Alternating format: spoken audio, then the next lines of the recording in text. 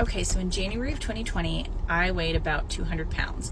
Me and my friends collectively decided to do a weight loss competition because we were not looking good as a unit, if I'm being honest. And that kind of kick-started this whole thing because I had been 200 pounds for like 3 years at that point. It was the heaviest I'd ever been. I'm normally about like 150. I'm 5'9" for reference, so 150 on me is like a size 4. Right away I lose 20 pounds. But the first 20 pounds is mostly water weight and bloating, just because you're eating better, not as much salt, not as many processed foods. It really didn't change my size that much. Fast forward 8 months, I've only lost another 5 pounds. And the reason is I was dicking around a lot. Like, I was not super disciplined. 50% effort comes 50% results. So I was eating better. I wasn't perfect. I was going to the gym. I wasn't going very often.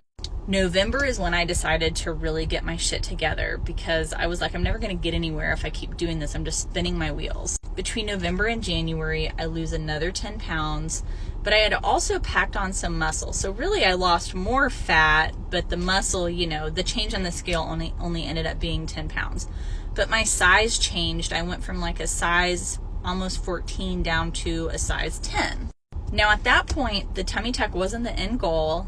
I honestly thought that if I lost the weight, I could fix the issues with my stomach. By January, it became extremely apparent that that was not going to happen like it did after my first 2 pregnancies. At that point, my husband encourages me to go do the consult for the tummy tuck because he's like, you can't take money with you when you die, and I know it's important to you and you're working really hard, just go do it. We end up scheduling surgery for April 11th, which gives me basically 2 months from my consult to surgery to hit my goal weight. Because I talked to my surgeon, I had a really specific aesthetic in mind. I wanted to look thin and snatched and everything like I used to. And he's like, well, then you need to hit your goal weight. So I do. And when I tell you I was the most disciplined motherfucker you've ever seen, like I was so bad it drove my husband insane. I never cheated. Like I was just good all the time. So come April 11th, when I got my surgery, I actually exceeded my goal. I got down to 152 pounds. I had packed on a ton of muscle also. I went from a size 10 in January down to like a size 4-6 in April. So I weighed 152 before I went into surgery. I weigh 152 now. My size is exactly the same. I'm still like a 4-6.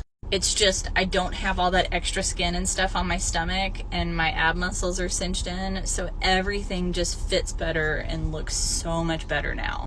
When I gave it 100%, I got 100% results. So just remember that. If you want to hit your goals, you got to put in the work.